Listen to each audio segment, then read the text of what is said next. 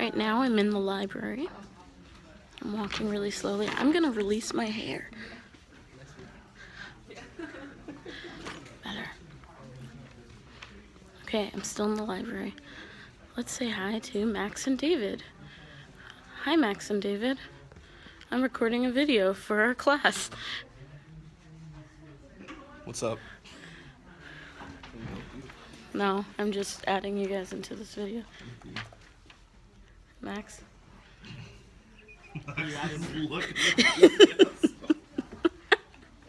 Okay, goodbye, guys. Wasn't that fun? Hello. We're going up to the loft.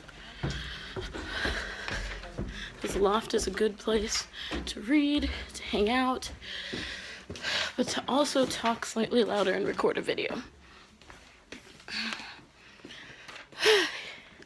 Here is where I will sit.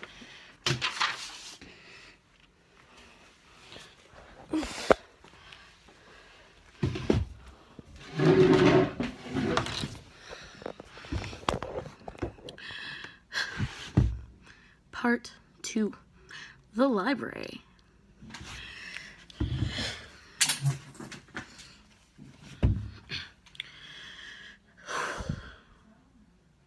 Someone's coming.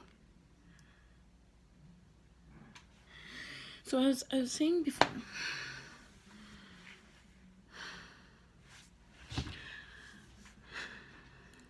there was something in Night of Stories that made me want to do that activity for the rest of my life. The activity of creating something. And the activity of creating something that people will connect to. And not just connect to, but connect to something greater. This is something that Michelle Lang believes is her vocation. There's someone coming up here. Or not. This is something that Michelle Lang believes is her vocation. Creating something that will connect people to something greater. Which, of course, that something greater, I believe, is Jesus. And after Night of Stories, there was a lot of talk about what I wanted to do after school, and people asking me about churches I could possibly be a part of and things like that. And as open as I am to whatever God's calling me to do, I'm also terrified. So as I've mentioned, and when I came here to school, I never had a good experience with church. And since then, I've had some pretty great experiences with church. Going to Grace Christian Fellowship, going to Winding Road Church, and also St. David's of Wales Episcopal Church. But I'm still super cautious about the idea of working at a church and devoting myself to something. So what I've learned. Last year at the end of the semester, I was sitting under a tree and it was really sunny, which is super different than this semester. I was sitting under a tree. I had just started counseling and I was reading a book, Listening for God. Sound familiar? If you're in my class, if you're watching this for no reason, it doesn't sound familiar, but check it out. Anyway, I was watching, or wasn't watching anything. I was reading the book, Listening for God, and this girl came up to me, and she just started talking to me, and I'd seen her around, but I'd never spoken to her before, and she gave me another tiny book, which I actually have with me. Hold on.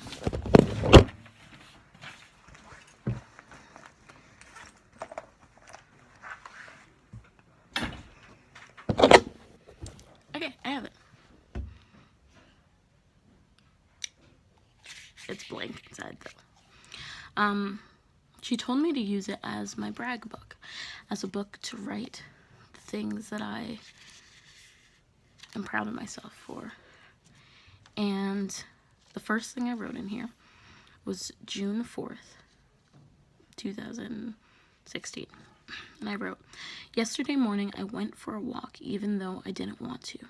I was angry when I left, and for the first 10 to 15 minutes of my walk, I told Forrest that I felt hopeless and sad about the state of humanity.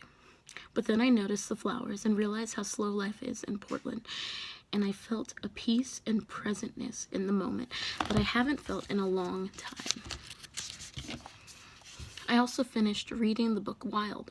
I don't know the last time I finished a book. My whole day was transformed because I decided to do something I didn't want to do. I will choose to be less George Costanza and more me."